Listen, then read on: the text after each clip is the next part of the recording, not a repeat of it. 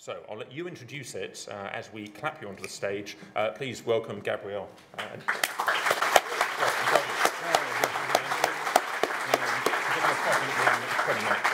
Just give you an idea. So it's 25 or 30? 25 minutes plus questions. Oh, okay, fine. Well, I'll run a bit faster then, I guess. But yeah, so basically, can you hear me? Do I need to speak by the... I need to speak there? Okay. So I can't walk around the stage? Right, so obviously we're a storytelling organization, so we're going to give you a story in 2 seasons. The first season is all about introducing the business problem that we've been trying to solve and how we used what we call a focus product in order to build a machine learning capability around inside of the BBC. There's going to be 4 episodes, and it's going to be directed by me. And after that, Douglas is going to follow up with that. And actually, since this is PyData, we felt we probably should talk to you a little bit about Python, and a little bit about technology. So we will revisit some of the themes, and Douglas will be able to tell you a bit more about, okay, so what did we actually do, and why did we do what we did? All right, perfect. So quickly, an introduction to myself. I'm Gabriel. I've been now with the BBC since summer last year. Originally, I studied mathematics in Cambridge. I worked as a management consultant for a couple of years. Came back to the UK and did an MBA at London Business School. I then set up and ran Tesco's data science team for a couple of years. After that, became the data director at Not on the High Street and joined the BBC about 15 months ago or something like that. Generally, my job is to come into organizations and kind of help them make better use out of their data and machine learning assets. So also out of their data, usually by using some sort of machine learning. And so generally what that involves is that I come into an organization, I need to build new capability, and then I get kind of all of these different parts of the organization that tell me what they expect from machine learning, right? So you have your marketing team, you have your finance team, you have your technology team, and they all have these expectations around what data and data science can do for them. And not rarely, some of that expectation at least is based out of some shiny marketing material that a big technology company has put in front of some C-level executive. And a lot of my job, therefore, is managing expectations and trying to figure out how do you actually get on that journey. And this is the 3rd time or 4th time that I'm doing this. So kind of what I'm taking you through this is kind of the last iteration of an approach of how to bring an organization onto that journey. And we're nowhere done with this. So I'm sure there's going to be a whole bunch of stuff that we haven't figured out yet that's going to go wrong. But maybe some of the stuff that we've been learning so far and that kind of has worked will give you some better perception of how, when you find yourself in that situation where you basically get brought into an organization and get asked, okay, make more out of the data we have, or just do something with machine learning, it might give you some ideas of how you can start on that journey. So the first episode is journeying into the center of the TARDIS. And actually, it's really, really interesting. So generally, when you get into an organization, you kind of have a certain perception of what the problem space is like from the outside. Generally, when you then get into the inside, you realize, holy shit, this problem is much, much bigger than what it looked like from the outside. And if you're the person who gets brought in, you also suddenly are also the person who's expected to know how to fly this thing, even though it's the first time that you've actually seen the buttons. And so this is kind of what happened to me. The chief architect had started this idea around we need to do something about data a bit more in the BBC. He had created a program called Connected Data. He had also managed to convince the organization that actually there were problem spaces in probably around 3 areas how we could bunch up data. So audience data, content data, and partner data. Audience data is something that we had already been working on, so that was kind of under control. I came in and I was like, okay, now sort out content data. In order to help you understand why that is hard, I thought I'd give you a slight introduction into the BBC. So we kind of invented radio in 1922. We then kind of invented TV in the 30s. Every time we did this, and every time a new technology came around, basically what we ended up doing is building a new technology team to look after that. So when color TV came around, that kind of was close enough to TV. Similarly, with televised news, weather and Olympics. CFAX is our version of teletext, so it's the ability to read some text on top of your TV. BBC Micro might have been something that you guys, I don't know how old you are, I'm not trying, but maybe that was the first ways that you got introduced to programming. So you kind of see that the BBC has had a very, very diverse technology stack. It's been around for about 100 years. There's 20,000 people working in this organization. So whenever you bring someone in, you tell them, all right, now start figuring out data. You can probably appreciate that it's quite a big challenge. There's a lot of data silos in this. Some of these data silos are based on culture. until about 3 years ago, we actually had 3 different technology organizations. One was looking after television and radio, one was looking after our commercial arm, and one was looking after the online space. Also, when I was interviewing and asked what kind of technology do you use, the answer was everything. And since I've joined, I can probably confirm that we're using everything. So there's a whole bunch of problems that you have in this organization that you need to start figuring out. As said, the slight benefit I had was I had a boss who had already brought in and said, OK, we have a data problem. He then said, OK, Gabriel is now going to come and he's going to sort this out. And then on my 3rd day, I had to make decisions around what are we actually going to do. We developed this idea of a content graph that was going to sit in the middle and bring all of that content together. It was, if I'm honest, and still is, it's partly a marketing thing because people will have heard of social graph from Facebook and the knowledge graph of Google, so they have a bit of a sense of it's probably good. Other tech companies do that. It's not necessarily the way that we were going to implement it. So it's not necessarily that now we're building everything on top of a graph database, but it does represent that we care about individual piece of content, we care about relationships, because we believe that what the BBC is all about, or should be all about, is about bringing you the best content given what you're interested in. If you navigate the website today, you kind of have to understand our org structure. You need to understand that news is here and reports into a different director. Therefore, on the hierarchy, it's somewhere else than iPlayer because that's a different guy, and that doesn't really make sense. We believe that audiences today actually want something where the best content gets pushed to them in a much, much easier way. So how do you tackle that? What we end up doing, or kind of our approach was, OK, actually, we think there's probably 3 prototypes that we should start building. And this was the decision I made on day 3. So, you know, in retrospect, kind of probably OK. But so we ended up deciding to build 3 prototypes. One was around creating a personalized app for people commuting. The idea was here really, can we bring the best of the BBC content into one place and serve it to people in a format that makes sense to their media consumption opportunity? The second was around building a tool that helps optimize schedules across multiple TV channels. One of the things that lots of people don't realize who don't work for the BBC is that we have a whole bunch of teams who don't own a channel, right? So we have something like arts, they need to coordinate some stuff on BBC One, then BBC Two, then they have social media on side of it, then it needs to go on iPlayer. So it's actually a surprisingly complicated optimization problem. Also because we're a public service organization, there's a whole bunch of things that we need to satisfy. So there's a certain amount of our stuff we need to produce in every UK region. We need to represent the diversity of the UK public and interests, et cetera, et cetera. So actually, it becomes surprisingly complicated. But all of this really is only possible if we understand our content. So the third thing that we ended up building was what we called kind of Metathesaurus Rex, which was all about how do we best tag the content that we have. What all of these had in common was they were all built on this idea of a content graph in the center. All of the tools would enhance that graph, the understanding of the content, and they were all using a bunch of machine learning. And you might say, wow, that's a really expensive way of doing stakeholder management. Because actually, we spent a whole bunch of money to build this. None of this code was reusable. We didn't really show it to any proper audiences. And I probably agree with you. But the BBC is a narrative organization. For us, the smallest unit is the story. And it's really, really important to have something where you show, OK, this is where we're going to go. This is why. It has to be something that is more than a conceptual idea. It has to be kind of props, et cetera. And so these 3 things gave us the props that we were able to take to our Deputy Director General and to our Chief Technology and Product Officer to agree the next steps forward. And this was about the first 3 months or so of my time there.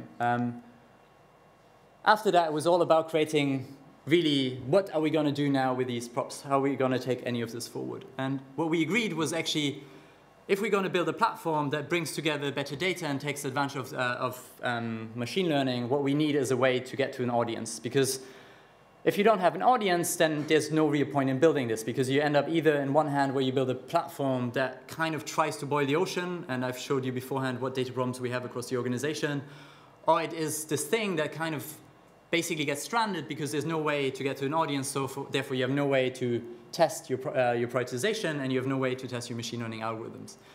And so what we did is we agreed with our Chief Technology Product Officer and our Deputy Director General that we were going to basically create a focus product. And this focus product was going to be an audience-facing product. And it was going to be completely different to anything the BBC had so far. And it was really going to drive all of the prioritization for the rest of our work. And that gave us now enough information to start hiring people with the right skill sets. And we initially hired a product manager for that focus product, and together with him, we try and figure out, okay, what is it really that this product is going to do? And there were 4 kind of key things that we wanted the product to do. One was it was going to be aimed at 16 to 34-year-olds, mostly because all of the customer research we had, we knew that the parents of that generation have much more affinity with the BBC than that generation itself. Given that we knew that this was going to be the generation we were going to aim at, it was relatively obvious that we were going to build a personalized mobile app, because those people are very mobile-centric, they care about the apps. We also know that they care a lot about short-form video. Okay, so we were going to build something with short-form video. It has the additional benefits that actually creating recommendations for short-form video is easier than for long-form video. The reason for that being is because actually if you put something in front of someone which is short-form, you're only really asking them to invest about 7 minutes rather than 45 minutes. So if you get a bit wrong, they're more likely to still stay with you. And then there's also a technology decision that actually for us building short form is simpler because we have a simple way of rendering videos in mobile devices. We don't have the same approach for articles. So we still have multiple ways of doing articles. There's no single renderer. Once that we figured all of that stuff out, the BBC is generally known for being an update organization. So if I look at most of you, you probably mostly go to the BBC. Probably tomorrow morning at 6 o'clock, you're going to wake up, you're going to open the BBC app, and you're going to see what happened to the US midterm elections. That's kind of the way that the BBC is generally perceived. It's an update app. It's not an app to help you kind of spend your better time. So it's quite an unemotional relationship with our customers. So what we want to do with our app was to be slightly different and kind of focus really about helping you spend your spare moments in the best way. It also means that it's slightly easier from an editorial perspective for us, and I'll talk a bit more about editorial later. So that was agreed. We started building the team out a bit more. At that point, we then started building the architecture for the platform in parallel to kind of UX designs. And what we really quickly realized is actually the power of what we're going to do is that we bring together 3 things. We bring together our editorial knowledge, so what we've been doing for 100 years that probably no one can compete with, like none of the Facebooks or the Googles, is we've been telling stories in kind of sequences, right? We've been building TV schedules, we've been creating editorial lists of articles on something. So that was going to be key. Our app was going to be only different if we bring in editorial, the best of the BBC's content, and the interested stuff of the kind of the audience, what they tell us about their interests.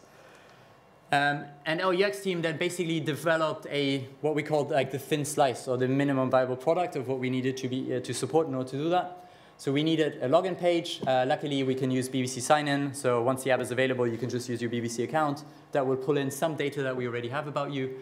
Then there's a homepage that basically creates a personalized stream for you. Anything you've already watched will not be included in there. Once you watch any of the video clips, there's related content underneath. There's a history page because we actually care about transparency. So we want to tell you how we've created this personalized stream for you in the front page. So the history stream, as soon as you've watched something, it will appear there. And then there was some simple error messaging as well.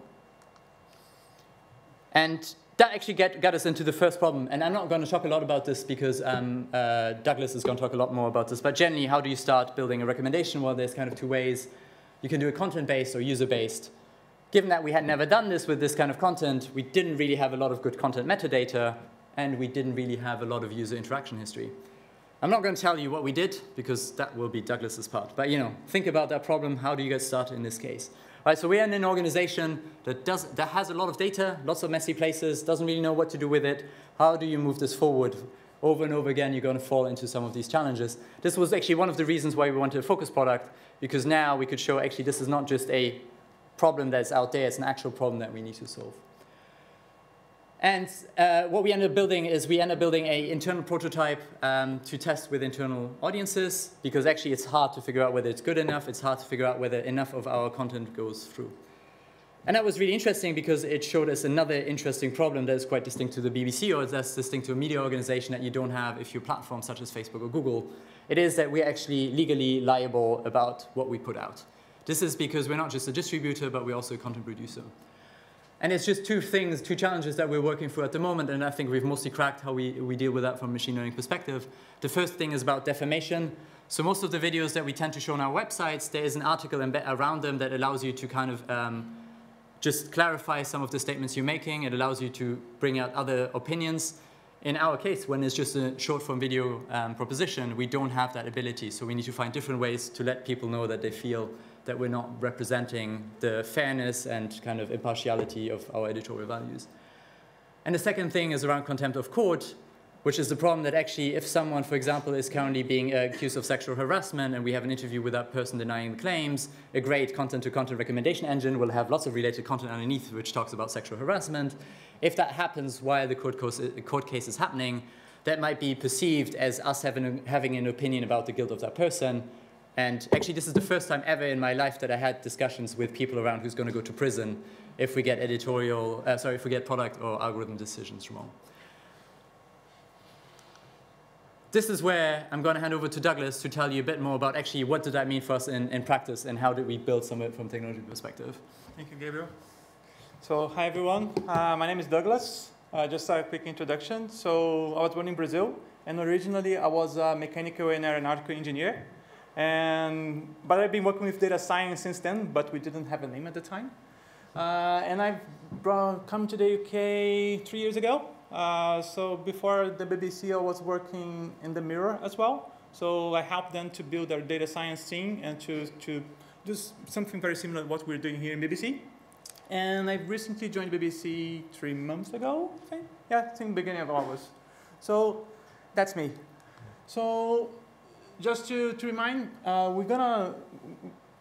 we don't have too many data in terms of the quality of the metadata, because when you take a look on the content that we have, there are a lot of missing gaps. We have a lot of missing features there. So how can we build recommendations on that? And also about the user, because we don't have the user base to start building our things. So this leads us to our first challenge. So if we want to, for instance, to build a recommendation system, it's not something like that. So one of the challenges is to get the user data. So if we cannot put our hands on having a user data on our hands, how we can build a collaborative filtering? How we can understand which content is more valued for the user or not? And so we have that in our hands, but we need to move forward. So the quick wins when you have a situation like that is to try to go for the things that have a higher impact. So for instance, the data that we have. If we have something that has a missing genre or a missing brand, that's something that we can try to infer based on the clips on where the video is. So we can look for the parent of that video, we can look for its siblings to try to identify, okay, I think this video here is something related to music or is related to arts and festivals. And then with that, you have a much broader data set that you can use to provide recommendations to the user. So just as an example, when we started from our recommendation engine, I think we had around 5 to 10% of our content that was available to use. But after we used this enrichment pipeline, just the beginning of it, we jumped to something around 80 and 90% of all our video content. So, and the same thing about the videos, about the user data. So if you think about the user data, we don't have access for the very recent user data. There's a process to get that. But we can have access for previous data set, not near real-time users. Okay, so what can we build with that? And this leads us for our initial recommender system. That will be something that is trying to mimic the user behavior. So how we work on that. When you think about the BBC app that we have, also a user logs in and he goes into our app, we can ask for our assistants if the user has any watch history, what he liked before, loved, favorite, and so on. And we can use this information to create a histogram of the user. So based on this histogram, we query our content graph, we query our data there, and then we provide back to the app some recommendations for the user. So with this first recommendation engine is more like a search engine, and we're trying to get the data and to filter and to put into buckets what the user likes. So for instance, if you like more music, there will be more music videos in your screen. If you like more sports, there will be more sports in the screen. But also we add a bit of randomization to that. So it doesn't get boring, so you're not just seeing the same thing over and over, and you're able to explore the whole BBC content. It's fast. It's something that we could create in a couple of sprints, but what I most like about it is that we can use this as a cold start. We can try to create like an understandable user that we can converse with the editorial team, and okay, this is what we're going to show them. Also on this initial part, we started working with some experimentation. So before we release the app, it's important to have this set up. We're using server-side an experimentation engine. And the way we've done this is just using decorators on the parts that we're trying to experiment. So for instance, if we're on the home screen, if we're running one of the experiments there, we just pass the token about the experiment that we're running. If we want this for, and we can understand more about the user, who is the user, with the handle token authentication. So it basically goes into the request, gets all the information that we want, and enables for the function that we're using at the time. So we can reuse this piece of code in many different places and make it easier for people to try to experiment things. So what are the main characteristics that we found about this initial and simple recommender system? First, it can learn what the user likes to watch very easily. So people that are using it, oh yeah, it's kind of showing me what I used to like. So yeah, when I go out in the morning and try to look, it's showing what I like. Enables the user to export all of BBC clips in a simple way. It was fast to build. But some caveats. The items sometimes are quite random. Remember that we don't have the user data. We don't know what's important. We don't know what's popular.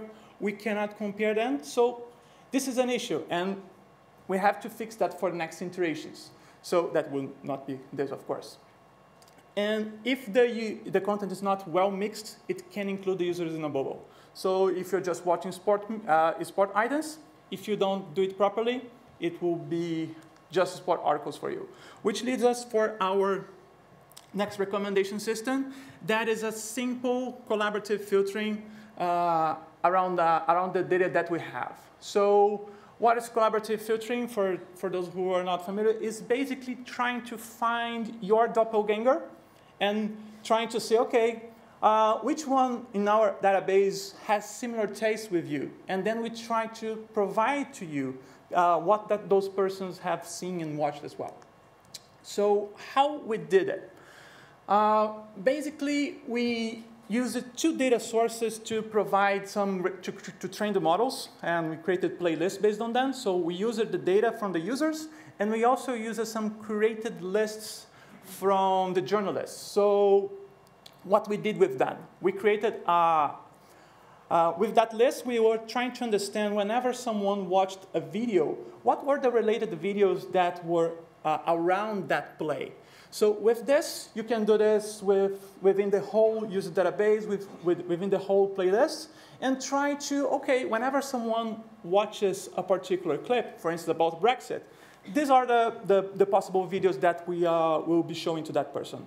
And it works really well. It's very similar to it's using the word-to-vector model.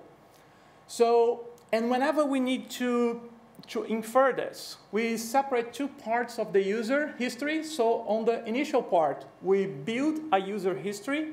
And based on that user history, we try to predict what the user is trying to see. And one particularly important about this one is that we test on unseen users. So the model is stronger on that part. Just for clarification, just to see how it would look like, I removed a lot of our code there, just included one of the main bits. And you can see that is a very simple structure. We just get the data set. We created a class to try to load this from our servers. And then we split it into train, validation, and test. And then after that, we pass this to a model and do a grid search to try to see the hyperparameters and saving the best model for that. So once we have that, we can start serving this either in memory or either putting these vectors in a database. So this is more about this collaborative filtering and leads to our next steps. So once we have this into production, because it's almost the end of the year, we're going to try to explore new entries. So for instance, for the beginning of next year, we're trying to merge the collaborative filtering that we created today with content data as well. Because if we have that, it will be much better to try to solve the cold start problem for content-based recommendations. Also, we want to implement speech-to-text on our clips to understand what's there in terms of content and apply different techniques to extract some entities from that. And for most of our clips, there are no subtitles, but for the ones that we don't have, we can use that. We also want to use tools that we've built in-house for image recognition to understand who is on the clip, to do that fine-tuning about the recommendations on what to show to someone. And also to apply and do many, many types of different feature extractions, including the text that we already have, to be able to connect those solutions with news. So for instance, if you have something in video, can we provide a news that is related to that? So this is one of the questions that we have as well. So thank you. And if you would like to work for us, we're hiring. So please talk with us after the talk. And also, we actually run a BBC machine learning fireside chat meetup as well, which the next event is on the 21st of November, where we tend to talk a lot about the strategic and ethical implications of machine learning. So just check us out and Meetup. It gives you another opportunity to kind of interact with our teams and figure out whether this is of interest to you. Cheers.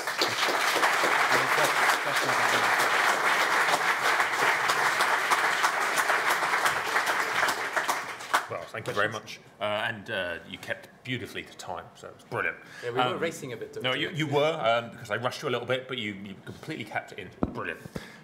Which means we have time for a good break in a little while when we're done with questions. I think Cherry is already diving in with the question. Yes. Just before you ask it, the fireside chats, I presume you're going to link those in the comments against the meetup. Well, or if you go to findout.datalab.rocks, right, they're also linked on there. And I guess when I do the email out to everyone, I should link it as well. Cherry, please. Yes, actually that's very interesting. Thank you very much. And I see that you have the recommendation system, which is using multimedia things, use image or use the text. Do you think that would apply to dating apps as well? To what? Dating apps. Dating. Ah. Good question. Yes. I think it's applicable as well. Yeah, you can use it for dating apps. Yeah, definitely. Well, it's an application, yes, but... So I think one of the interesting things for us was always what's the right histogram to build, right? So what are those categories that we want to put stuff into? Probably you have something similar around the dating apps where actually, am I always looking at a certain type of age or whatever that, you have to be careful. So one of the things that Douglas mentioned is you have to be careful to not get people into a bubble, right? So one of the things that we have in our case is we have an editorial person embedded in our team that makes sure that you don't just watch sports. So we do certain things with our histograms that if we notice that you're getting into a bubble, we open up your horizon again. And I would suggest strongly, given you're dating, that you do something similar. Because you might get into dangerous territory otherwise, I think. Maybe sometimes people want to explore a little bit as well, so I think it would also apply. Sorry, oh, who didn't choose? I don't know. Does everyone have a press the button. There's a button. So I was wondering, do you do any particular modeling to account for a change in a user's preferences over time? Good question. So we try to experiment with the window size for what we're trying to do here. So we noticed that depending on the window, it doesn't really change the outcomes of the model. So, and the lower the window, the better the results. And I think it kind of reflects how people use the app. So for instance, if you're looking for a particular set of news, you won't be browsing into infinite. You just, oh, I want to look for this thing. And then you just look at that. So yes, so we didn't do many research on that area, but I think we're gonna do that whenever we start to model sequence models to tackle this. Following on from the question about breaking people out of these bubbles of recommendations, and mentioning you had an editorial person on the team, so presumably this wasn't done in a random way. So how did you compete against, well, how did you manage competing interests within the organization from the incredible power that someone would have from steering people into different... Yeah, so by having one editorial person in our team, so the way we structured it in a way is we have a product manager for the app, an editorial person in the team, and we have a product manager for the platform as well.